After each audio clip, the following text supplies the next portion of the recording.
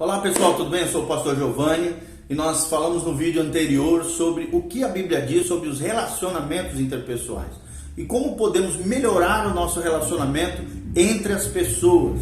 Tanto o nosso relacionamento com Deus, porque aprendemos ali que a primeira paz, a primeira harmonia tem que ser entre nós e Deus, e com essa paz de Deus e com a ajuda do Espírito Santo, desenvolvendo virtudes e características cristãs, nós podemos não só ter os relacionamentos abençoados, mas também podemos ser uma bênção, gerando paz, reconciliação, conserto na vida de outras pessoas.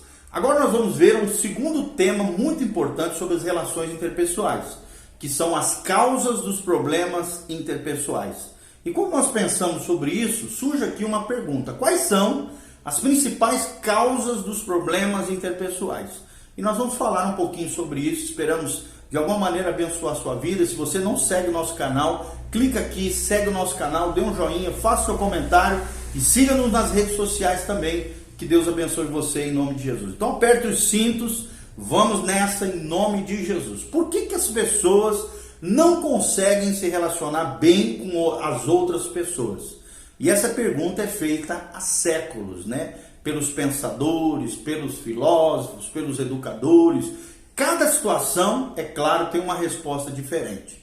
Entretanto, as causas principais podem ser agrupadas em algumas características que nós vamos deixar aqui para você. Sempre deixando bem claro que esses vídeos que nós estamos fazendo são baseados na cosmovisão cristã, bíblica, na fé bíblica dentro do cristianismo, tá bom? Então, a primeira causa de problemas interpessoais está na atuação satânica. Atuação satânica. Por que na atuação satânica? É o primeiro ponto que nós vamos abordar, o primeiro destaque aqui.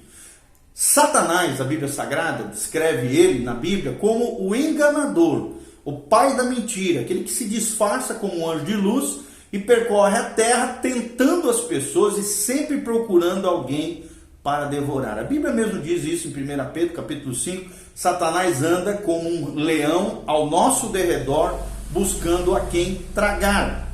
Embora então muitas pessoas neguem, né, ou riam da existência do diabo, o diabo e as suas legiões são intrigantes, são poderosos e perversos, e nós cristãos, graças a Deus, sabemos como resisti-los em nome de Jesus Cristo e no poder do Espírito Santo. Mas é um fato, é uma realidade. Satanás, a atuação satânica é uma das maiores geradores de confusão e briga nos relacionamentos interpessoais. Tanto é que a Bíblia diz, em Efésios capítulo 6, que a nossa luta não é contra a carne ou sangue, ou seja, não é contra seres humanos, pessoas, porque só seres humanos têm carne e sangue aqui, mas sim contra principados, potestades, dominadores, hostes espirituais da maldade e príncipes desse mundo tenebroso, se referindo aqui à atuação satânica do diabo e os seus asseclas, que são os demônios. Ou seja, de acordo também com um estudioso da Bíblia, né,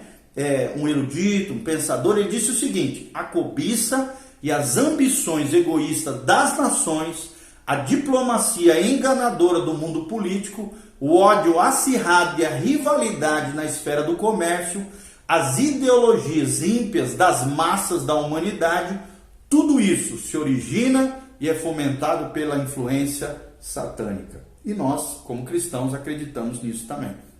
Então, trazendo aqui para um nível pessoal, não apenas coletivo, né, em massa aqui, Satanás também se interessa, querido, em conhecer todos os relacionamentos e projetos na vida do crente. Então, ele visa o tempo todo arruiná-los, poluí-los. Então, no cerne desses conflitos interpessoais, existe sempre a mão por detrás, invisível, sutil e manipuladora de Satanás. Mas lembre-se, Satanás não é todo poderoso, só Deus é todo poderoso.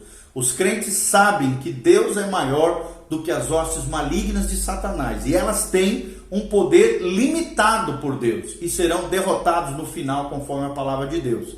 Mas atualmente, nós sabemos, Satanás e seus demônios têm permissão de afligir o povo de Deus e causar tensões terríveis, conflitos interpessoais no mundo inteiro. Por isso nós temos que ficar atento com a ação maligna nas relações interpessoais. Segundo destaque que nós damos aqui são as características pessoais, pensamentos e ações, como segunda causa dos conflitos pessoais. Características pessoais, pensamentos e ações. Ou seja, quando nós estamos falando nesse segundo ponto, nós estamos dizendo que não existe ninguém perfeito. Embora, é claro, algumas pessoas tenham maior facilidade de se relacionar do que outras, a tensão interpessoal, a tensão entre pessoas, geralmente começa e aumenta com pessoas cujos traços de personalidade, pensamentos, opiniões, sentimentos, maneirismo e comportamento geram conflitos e desconfianças. Ou seja, tem pessoas que são mais problemáticas que outras, nós sabemos pela experiência pastoral, de pessoal, você sabe que tem gente que é encrenqueira, tem gente que adora uma confusão. Então as características pessoais de pensamento e ações, sim, são uma das causas dos conflitos interpessoais. Jesus, certa vez, quando foi abordado por um homem, disse o seguinte para ele, falou assim: mestre, ordena ao meu irmão que reparta comigo a herança. Em vez de arbitrariar ali, de apaziguar essa contenda, Jesus fez uma advertência a esse homem contra a avareza dele. Ou seja, aparentemente aqui, o conflito familiar daquele homem era causado por sua cobiça. Em outra ocasião, nós vemos Jesus também nos advertindo a não ficar procurando falha nos outros, julgar os outros, mas sim porque as falhas dos outros são menores do que as nossas próprias falhas.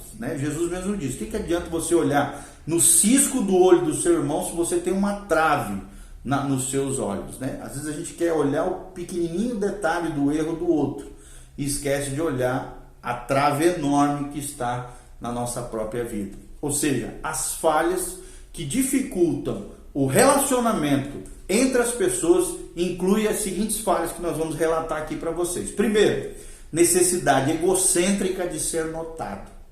Isso acontece muito, principalmente nos dias de hoje, culto à imagem e tal. Pessoas sempre querer estar no controle, fazer tudo à sua maneira, ou ter dinheiro, prestígio, status, e achar que com isso pode comprar todas as pessoas. Não é assim. Segunda falha, uma atitude rancorosa, amargurada, de falta de perdão com relação às pessoas. Terceira falha, excesso de crítica, de julgamento, de irritação com tudo e com todos. Quarta falha, insegurança pessoal, envolvendo sentimentos de ameaça ou medo de rejeição e falta de confiança nas outras pessoas. Quinta falha, preconceito com outras pessoas, etnias, raças, pessoas que sejam diferentes, geralmente aqueles que são ignorados ou que não admitem terem preconceito no seu coração. É uma falha terrível interpessoal. Outra, falta de vontade ou incapacidade de se abrir e compartilhar seus sentimentos e pensamentos com outras pessoas. Outra falha interpessoal é a má vontade ou dificuldade de admitir as diferenças individuais, tendo ideias errôneas de que todo mundo pensa, sente e vê as coisas da mesma forma, ou que tem que ver as coisas da mesma forma que ele. Isso é errado, é uma má vontade, uma dificuldade de perceber a diferença entre as pessoas. Nós precisamos entender que as nossas diferenças nos enriquecem. É a multiforme graça e sabedoria de Deus revelado na igreja. E a gente precisa entender isso. Seria muito errado presumir que todas essas falhas que eu acabei de mencionar são tentativas deliberadas de dificultar os relacionamentos. A falta de perdão, por exemplo, o rancor, a imposição da própria vontade são pecado, mas podem ser evitados se a pessoa quiser. E sem a ajuda de um conselheiro, pastor ou qualquer outra pessoa, sim, pode ser resolvido pelas pessoas se houver essa convicção do erro e da falha. Por outro lado, o medo da intimidade com outras pessoas, a timidez inata, a desconfiança, podem ser atitudes entranhadas no ser da pessoa, que são mais difíceis de mudar, sem a ajuda, às vezes, de uma outra pessoa, um pastor, um conselheiro, um terapeuta, um educador, alguém que possa, psiquiatra, médicos, pessoas que de alguma maneira possam ajudá-lo a sair dessa situação conflituosa.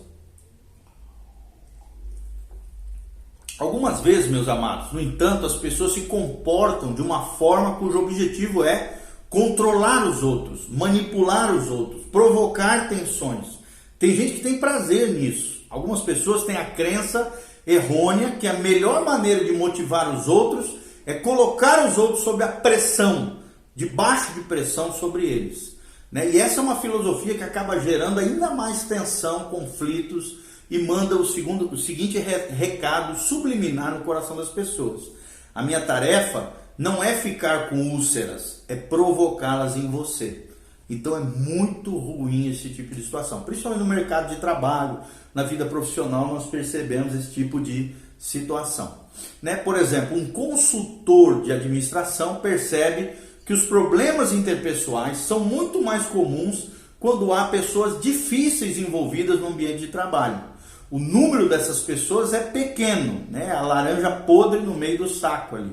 E elas têm grande impacto e uma grande habilidade de gerar frustrações e confusão na vida de outras pessoas. Então essa categoria inclui personalidades abrasivas que são arrogantes, cínicos, insensíveis, intimidantes e com tendência de explosões de raiva, de descontrole emocional, de quando não conseguem aquilo que querem. Pessoas engenhosas, pessoas manipuladoras, pessoas, né, terríveis. Existem pessoas assim e todos nós temos que vigiar e cuidar para não cairmos nessas ciladas malignas. A gente precisa entender que por detrás de todo manipulador existem poderes malignos, manipuladores agindo na vida dessa pessoa. Por isso você não pode ser nem um manipulador e muito menos um manipulado. Tá? E você precisa dizer um basta quanto à manipulação, ter discernimento, sabedoria, colocar limites nas relações pessoais para que também você não seja lesado, injustiçado e manipulado por outras pessoas. Então, um pouco também, voltando aqui a essa temática, um pouco diferente também, são aqueles que vivem reclamando e que veem defeito em tudo e em todos, né? São as pessoas cri-cri, né? Críticas.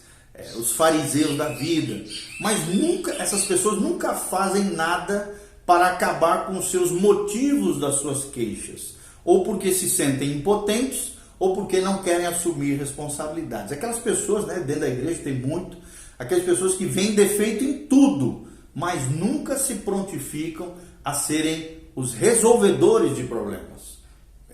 Eles são rápidos, hábeis, né, em achar falhas e criticar tudo e todos, mas a trazerem soluções e resolverem conflitos, problemas, dificuldades, jamais fazem isso. Então algumas pessoas sim são difíceis, são indivíduos complicados, silenciosos, às vezes apáticos, que se tornam difíceis porque falam muito pouco ou raramente revelam o que estão pensando ou fazendo. Outras pessoas podem ser sempre agradáveis e gentis com as outras pessoas, mas são difíceis também de conviver porque assumem compromissos às vezes demais e depois não conseguem cumprir com as suas promessas.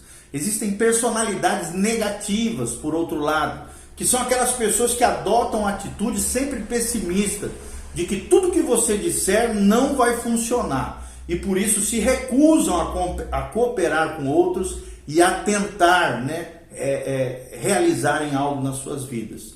Também tem aquele tipo de pessoa que é o metido a sabe tudo, né? Costumam ser pretensiosos, condescendentes, prolixos e pouco cooperativos com as outras pessoas. Diferente deles também são aqueles que são indecisos, né? Que nunca fazem nada, nem tomam nenhuma decisão, até terem absoluta certeza dos fatos. Então, por causa disso, né, eles quase nunca agem, nunca fazem nada. A maioria dos terapeutas, conselheiros, psicólogos já viu todos esses traços que nós estamos mencionando em seus aconselhamentos, né, nas ajudas, em seus colegas, às vezes de trabalho, de escola, ou então seus irmãos em Cristo ou familiares. E muitas vezes, né, constatamos essas características e temos que perceber isso até dentro de nós mesmos. Temos que ter autocrítica, percepção de erros e falhas nossas também e procurarmos melhorar com relação a essas coisas que nós estamos relatando aqui. A terceira causa de problemas interpessoais são os padrões de conflito. Padrões de conflito. É outro grupo de causas, né? Grande grupo de causas de problemas interpessoais. Todo conflito envolve uma disputa entre duas ou mais pessoas e tem objetivos aparentemente incompatíveis, ou que desejam uma coisa que não existe em quantidade suficiente, por exemplo, para todos. Em termos um tanto formais, né, pessoas em conflito enfrentam o problema de conciliar as suas necessidades individuais de poder, de sucesso, de realização, de vitória com suas necessidades relacionais de confiança, afeição, benefícios coletivos e crescimento mútuo.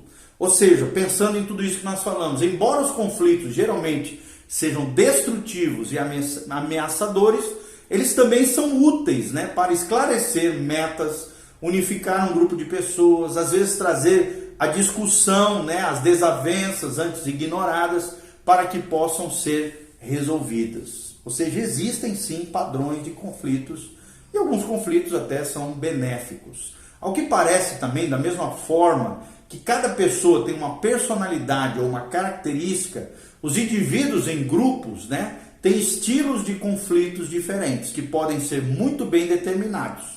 Isso favorece o conflito. Algumas pessoas, por exemplo, dão um ataque de chilique, fazendo beicinho ou batendo o pé durante uma briga. Outras recorrem a expedientes diversos, como gritar, interromper frequentemente, tentar intimidar alguém, atacar a oposição, ignorar o outro lado, tentar manipular, ser sutil demais ou abertamente demais, subornar ou fingir que não tem o menor interesse no assunto. Existem pessoas assim, vocês sabem. Mais sensatos são aqueles que tentam resolver os conflitos usando a resposta branda que desvia o furor, conforme diz o livro de Provérbios. A resposta branda desvia o furor. Enfrentando, então, os problemas de maneira aberta e sincera. Lembre-se disso, não fuja dos problemas. Porque se você fugir dos problemas, ele vira uma bola de neve. Cada vez os problemas vão crescendo mais, até o ponto de te atropelar e destruir a tua própria vida. Então, encare os problemas na graça do Senhor, no poder do Espírito Santo e na sabedoria da palavra de Deus. Então, quando existe um conflito, você que está ajudando outra pessoa, seja conselheiro, terapeuta, psicólogo, educador, pai, mãe, deve tentar descobrir quais são os verdadeiros problemas envolvidos naquela situação, que podem, às vezes, não ser relatados, né, pela pessoa, mas você precisará ter discernimento, identificar os traços da personalidade daquela pessoa, os estilos daqueles conflitos que estão acontecendo, porque pode estar piorando ou melhorando a situação. A quarta causa de problemas interpessoais são a falta de compromisso, que nós vamos abordar no vídeo posterior. Que Deus te abençoe em nome de Jesus. Amém?